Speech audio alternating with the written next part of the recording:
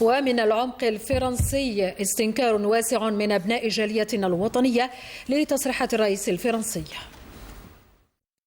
C'est une honte, une aberration, un opportunisme électoral aveugle à la veille d'élections présidentielles, un opportunisme au détriment de l'histoire de toute une nation, l'histoire coloniale, douloureuse et génocidaire. C'est une posture sournoise de la part du président de la République Emmanuel Macron et abjecte à la fois, car elle dépasse les limites du tolérable et elle intervient d'une manière, je dirais, préméditée à la veille de la célébration d'un événement funeste qui a marqué à jamais l'histoire de la colonisation de l'Algérie, notamment le 17 octobre 1961. Il faut éventuellement s'attarder sur les raisons de cet acharnement contre l'Algérie aujourd'hui, le timing choisi.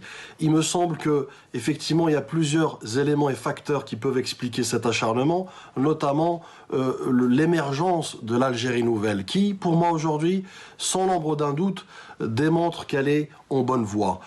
L'Algérie d'aujourd'hui, ou du moins l'Algérie nouvelle, refuse la mise sous tutelle. L'Algérie nouvelle estime et considère qu'elle est dans une dynamique de diplomatie d'État à État et non plus d'État à des personnes.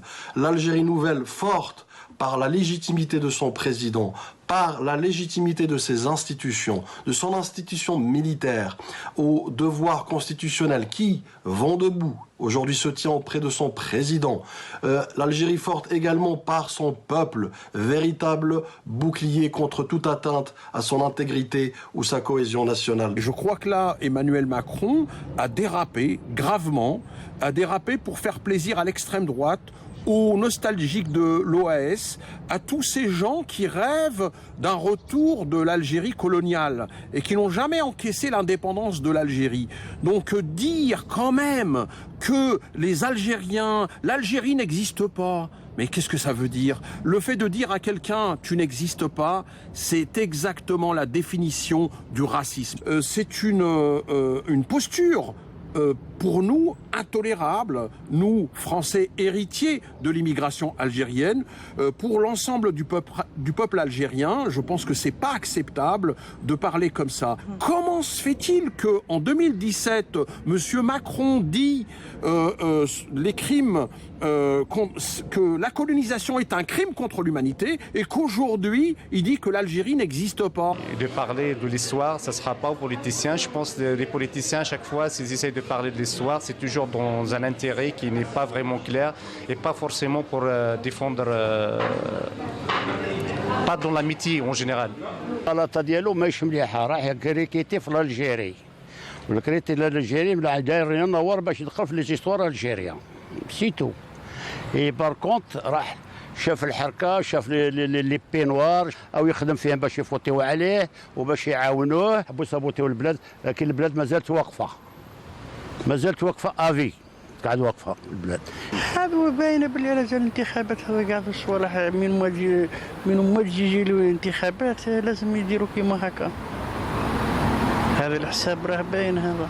S'il voit que par exemple Zemmour il peut avoir pas mal de voix ou de pourcentage, il va peut-être aller gratter un peu, essayer de plaire au plus de gens possible. Donc je sais pas s'il est très fiable. Il essaye de récupérer des voix qui seraient à droite, à l'extrême droite, en radicalisant beaucoup de choses de sa politique, tout ça. Surtout quand il voit que Zemmour, même s'il n'est pas candidat, déjà là j'ai vu 13%.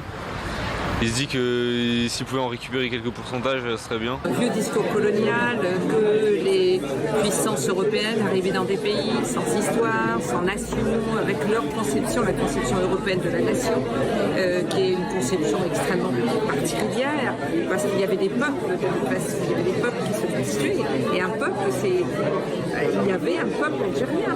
C'est-à-dire le fait de dire qu'il n'y a pas, je trouve que c'est absolument dans la lignée coloniale. C'est vraiment dans la lignée de cette analyse qui dit nous arrivons dans des pays sans histoire, sans peuple, sans culture réelle.